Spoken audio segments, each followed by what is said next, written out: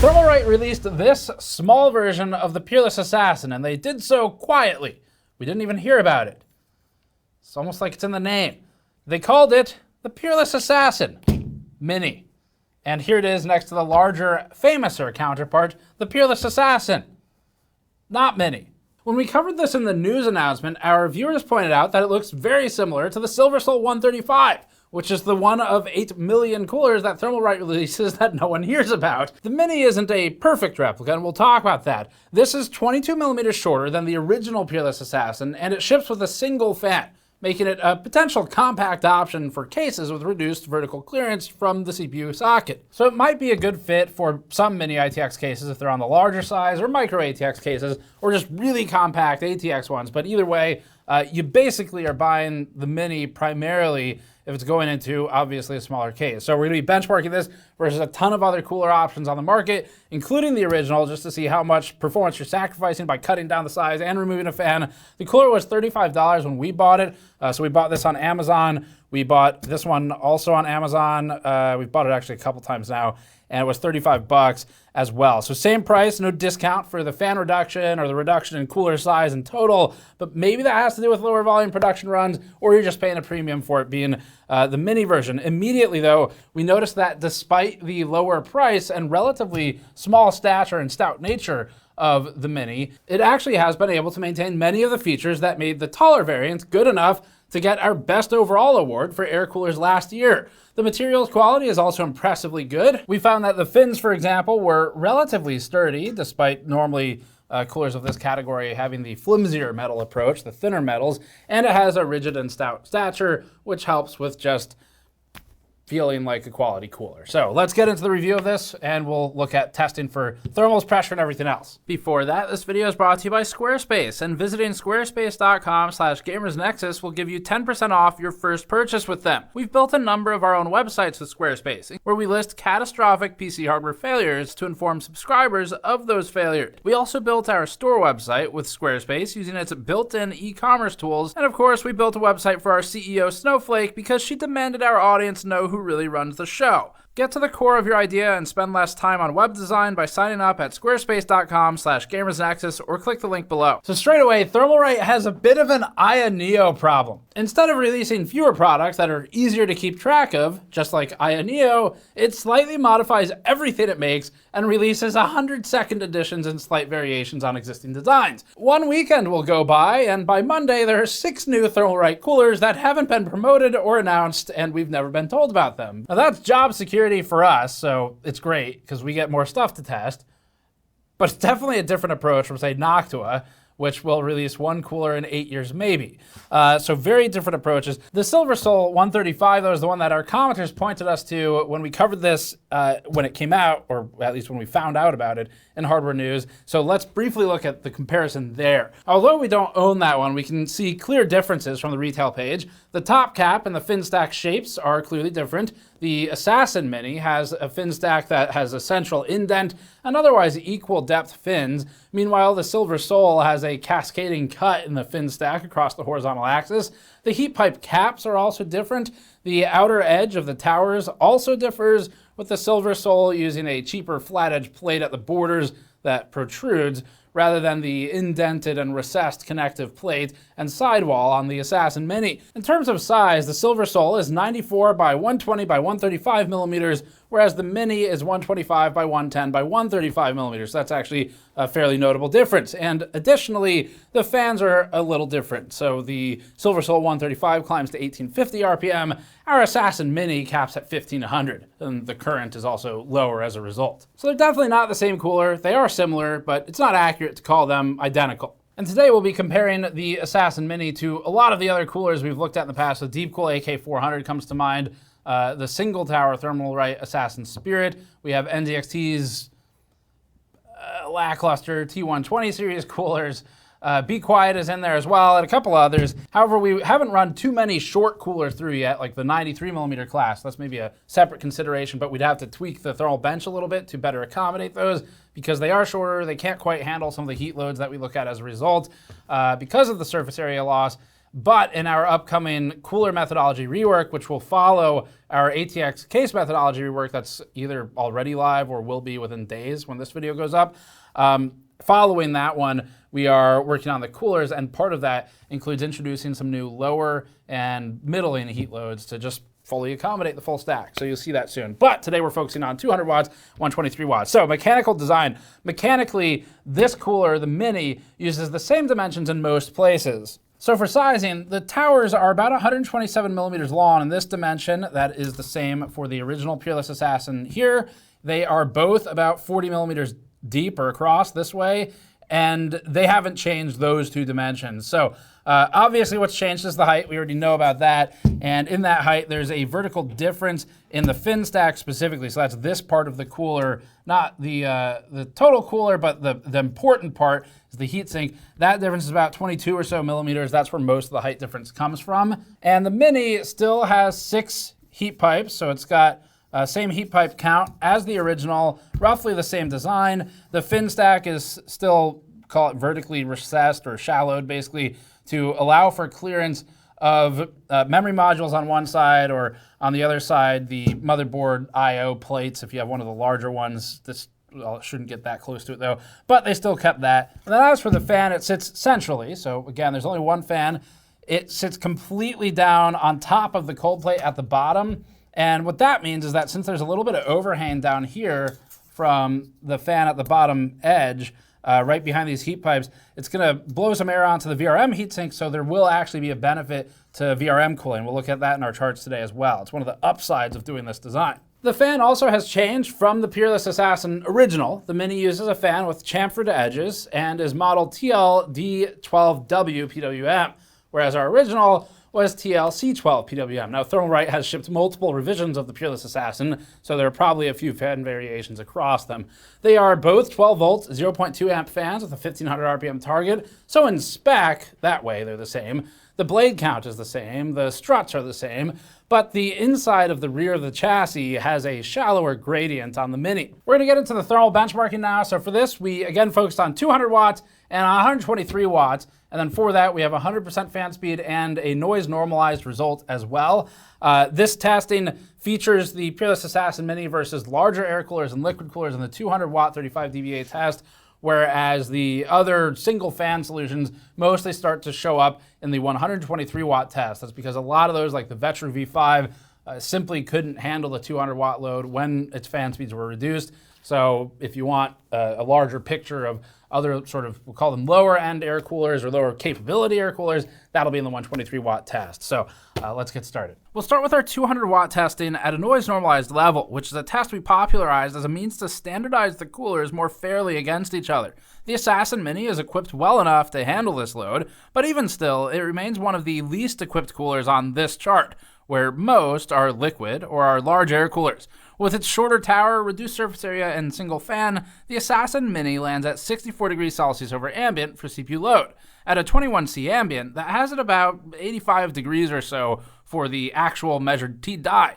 It's borderline. In a case with lower quality ventilation, it may not be capable of handling this heat load at all. The Fuma 2 manages to outperform the Peerless Assassin Mini here, benefiting from 2 fans and also a larger fin stack, including a 20mm height advantage. But it's not as small, so the Mini has its unique angle. The original Peerless Assassin is the more interesting comparison. With 2 fans and the taller heatsink, it held a 56 degree temperature over ambient, which tied it with the also impressive Assassin 4. We liked the original Peerless Assassin for its value, and we liked the Assassin 4 for its build quality. And despite having the same profession, they don't work for the same Assassin Master. Maybe that's the next Thermalright product. Ultimately, the dual-fan Peerless Assassin ran about 7.4 degrees cooler than the Mini. That's a big swing, but considering that height reduction has a multiplying effect on 2 other axes, it aligns with what we'd expect.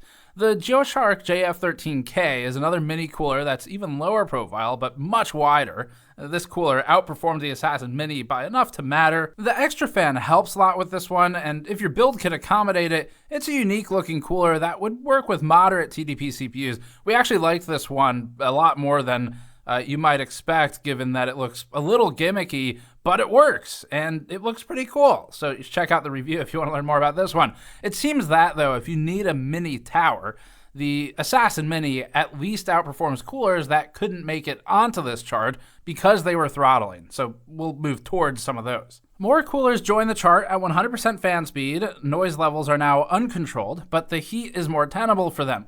The famous Vetru V5 runs at about 68 degrees over ambient, so it's just barely capable of operating with this load. The Mini is able to reduce the CPU temperature to 60 degrees as a result of the increased fan speed, which brought it to 39 dBA.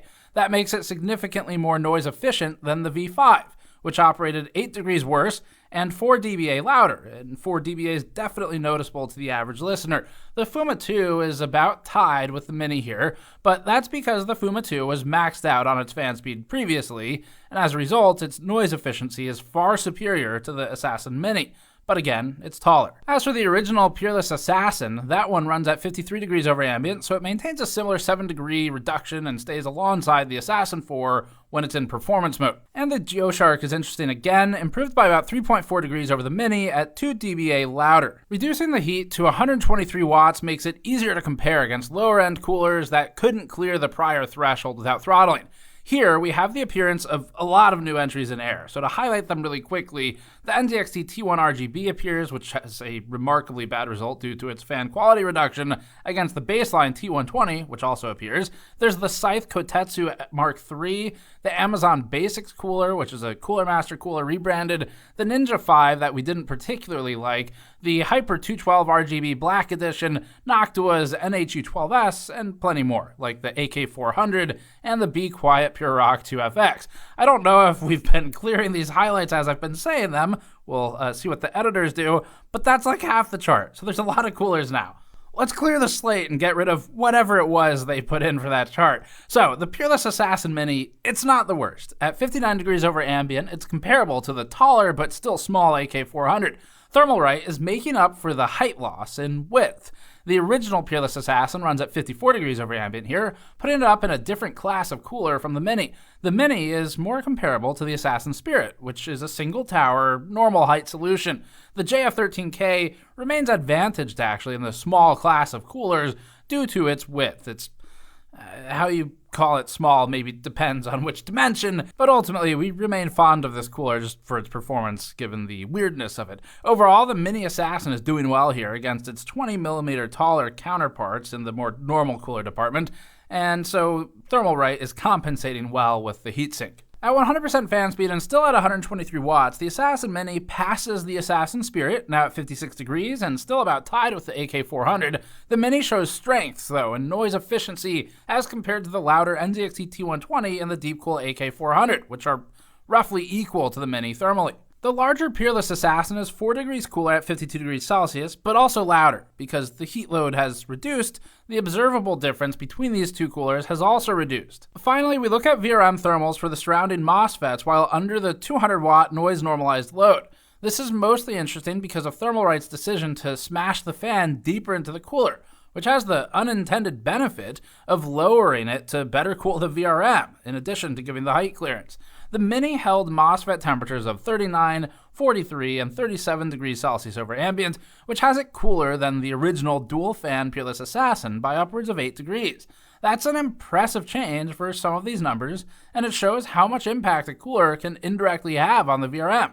The NHD15 remains a chart leader, benefiting from 2 larger fans that both extend into the VRM area of the board. The JF13K sits between the 2 Peerless Assassins, with that one able to get just some more coverage vertically and pushing the air down in downdraft fashion. Pressure scans are up next. This testing uses a mixture of a special contact paper and a calibrated scanner that analyzes the result and produces a pseudo-color image showing a sort of heat map of pressure distribution across the surface. This testing is done to evaluate the quality of the mounting hardware. As a side effect, it can sometimes illustrate flatness of the cold plate as well, but mostly we use it for analysis of the mounting kit. Many years ago now, we were able to purchase this hardware as a direct result of the support of our Patreon backers at patreon.com/gamersnexus and our GN Store customers, and we still use this equipment to this day. We've now produced hundreds of pressure maps that have uncovered big shortcomings and excellent designs in products as a result. To support us in the continued testing time required to run all these benchmarks, where we're now spending thousands of dollars per video, minimally sometimes, just to do the benchmarking, please visit store.gamersnexus.net and grab one of our brand new GN Teardown logo hoodies, which uses an ultra-soft, comfortable material that's warm enough for cool weather, but still usable inside. The team has been wearing these hoodies around the office for a year now, so we just launched them to the store a week ago. You can also find our coaster packs for drinkware, our 3D emblem pint glasses that we launched recently with a special metal badge for our 15-year anniversary last year, and more. And thanks for your support. Let's get into the pressure scans. Here are the pressure results of the Assassin Mini. Our 2 tests on the first CPU produced consistent scans showing high mounting force and contact pressure across the entire center of the IHS, extending out toward the edges. There are very slight gaps at the far central edges, but otherwise this is one of the best pressure mounts we've seen in this testing. It's up there with some of the Intel contact frame results after the frame, like the Thermalright one, for example, fittingly, for even distribution. The second CPU produced similar results, but with better distribution out to the central edges. This is natural variance between CPU lids. It's exactly why we test multiple, and the result is, again, excellent pressure distribution overall, which speaks to the mounting system that Thermalright designed. It's a simple solution that distributes pressure evenly and holds firm, which is exactly why we chose the original Peerless Assassin for our case test methodology and our new case test bench that's coming up, or has already been shown, depending on when this video goes live. But check the channel regularly for that. And now we'll check in with Mike briefly on the installation guide and some of his critiques and praise for the mounting kit. All right, so we're going to start with AMD first, and then we'll move over to Intel. This is pretty straightforward, so we're going to move through this pretty quickly today. First step for AMD is going to be removing these stock mounting brackets. All right, and then now that that's done, we can go ahead and place down our standoffs. And then we can attach our mounting brackets. Get those threaded through the standoffs, and I'll tighten those down with a screwdriver here in a moment. You will notice that these brackets say AM4 on them. They are compatible with both AM4 and AM5. They do not include a separate bracket, so in their directions they even show the AM5 installation with the AM4 labeled brackets.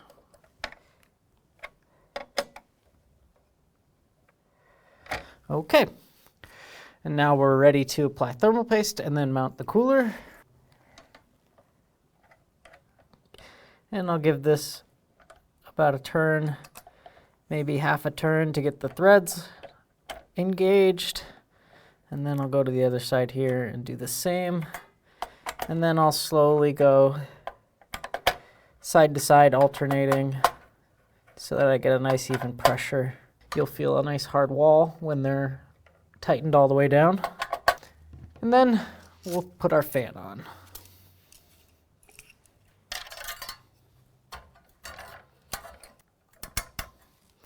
And that's it. Let's take a look at Intel. Okay, so we've got our Intel board laid out here. First step is taking this back plate. There's 2 settings here on the back. One is labeled for LGA 1700, one is labeled for 1150. We're gonna go ahead and pull these out to make them compatible with 1700.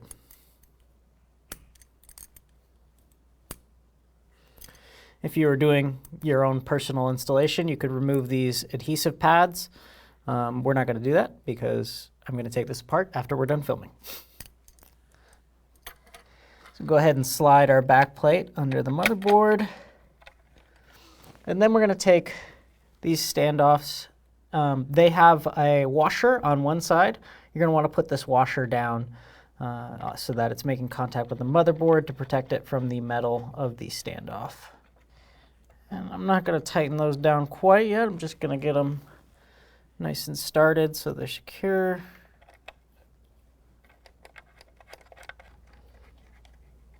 And then I'm going to go around here and just make sure that these are all tight before proceeding to the next step. Okay, next we're going to put on our brackets. There is 3 positions noted in the instructions. We want the center position of these 3 holes for LGA 1700.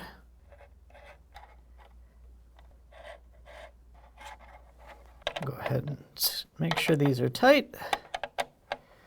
And then we'll put our thermal paste on and mount our cooler.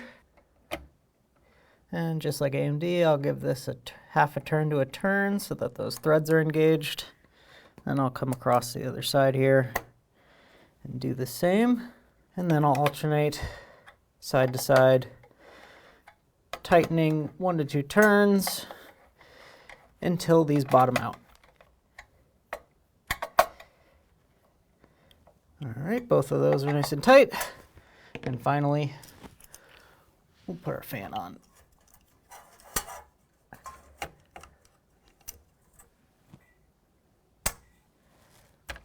Okay, critiques and criticisms. I didn't really have any. The hardware is very straightforward to work with, making the installation on both AMD and Intel very easy. And it's a good reminder as to why these coolers have become so popular. So with that in mind, I'm gonna pass it off back to Steve. So it's definitely warmer. It's in some tests about 7 degrees warmer than the original Peerless Assassin. With our testing approach, obviously that 7 is not like a fixed number. It depends on the heat load. So at the lower heat load, we're seeing about a 4-degree difference, and at the higher heat load, it's 7. And that's typically how these work, where the more strain the cooler is under, the closer it is to borderline able to hold the CPU die temperature just below throttling, the more that gap is gonna widen up. So, and that's exactly what we saw here today. But obviously, the larger one's better. It also has an extra fan. However, the Mini was still able to handle our most intensive heat load that we're currently running. We're adding we'll see, maybe 250 or 300 watt for some of the Intel tests coming up as we start to deploy that methodology. But for what we have today, 200 watts, it's able to do it. It is kind of borderline. If you have a really restrictive case, like an ITX case with a solid paneling or something, then this at a higher heat load will struggle. It might throttle, but if you've got good airflow, then it's able to handle, depending on, again, the total heat load you're putting it through. However, we think for the size and for the single fan solution, it is an excellent performer. It maintains nearly perfect pressure contact, which is specifically a testament to Thermalright's mounting kit. So their mounting hardware distributes that load really well, and that's actually exactly why, again, I don't know if I mentioned this earlier, but why we chose the Peerless Assassin Original for our new case methodology, because we wanted something that distributes that load basically perfectly, is spring tensioned, and will stay where we put it, and have good contact evenly across the IHS. So this Mini maintains all of those benefits of the original, with the downside of being a little bit warmer, but maybe you could fit it in a specialized case that you couldn't fit the original in. Additionally, an interesting aspect was the VRM cooling, where we saw improved VRM thermals just between these two, because of the nature of recessing that fan deeper into the cooler where it's on top of the cold plate. It hits the VRM, heat sinks a little bit better. So there's a sometimes significant reduction in thermals for some of the neighboring MOSFETs. And then some of the downsides, the lack of a price cut might feel a little bit bad because it's one fan less, it's less material, it's the same price, at least right now. A big disclaimer here is that Thermalright's prices change wildly and all the time, where their Spirit 120, for example, in the window we wrote that review, however many years ago it was, I remember being frustrated because we were finalizing the review and it was like one day it's $22, next day it's $28, it's $32, it's $19. They move around a lot. Ultimately, you're talking plus or minus maybe $10 on something like this. But anyway, right now, today, as we film this on Amazon, as I wrote the script 1 hour ago anyway, they're $35. So maybe there's an argument. Realistically, it's probably Thermalright sees a gap in competition, and there is some competition. We want to get that through the benches next. Talk about that in a second. But maybe they see a gap. There's less competition. They can charge more. Maybe if we're being charitable, it's because lower production runs. So maybe the material cost doesn't actually change that much when you count labor. Don't know. Either way, it's the same price. Feels a little bad if you're a consumer. Should maybe be like $5 cheaper or something without that extra fan. But for what it is, it performs very well. We were happy with it. We could recommend it if you're in a case that's small enough and if you don't need to cut down 20 millimeters and just go with the taller one, but if you do, it's holding up pretty well. The Geoshark JF13K is also definitely worth considering. Really cool cooler, I was trying to avoid the word. We liked it in our testing, performed better than we expected, and it looks interesting. So that would be another short one you could look at, but it does take up more horizontal. So here's where you all come in. We want to test some more short towers and mini towers like this. There's clearly a lot of 93 mil options, things like that on the market for either ultra cheap OEM stuff or just for ITX. We have some of the Noctua solutions that are shorter, but if you know of coolers that you like or want to see tested in, let's call it the roughly 90 to roughly this height, like 120 or so, 130 millimeters, then let us know. Definitely favoring the 100 to 120 millimeter range for height, because we want to get some of those on the bench as well and get some more representation, see how this stacks up against even more things. But objectively, it is handling pretty well. So that's it for this one. Thanks for watching as always. Subscribe for more. Go to store.gamersnexus.net to support us directly, like by grabbing one of these shirts or one of our mod mats or our coaster packs. We have a lot of stuff there for you to check out and support the testing directly. Thank you for watching. We'll see you all next time.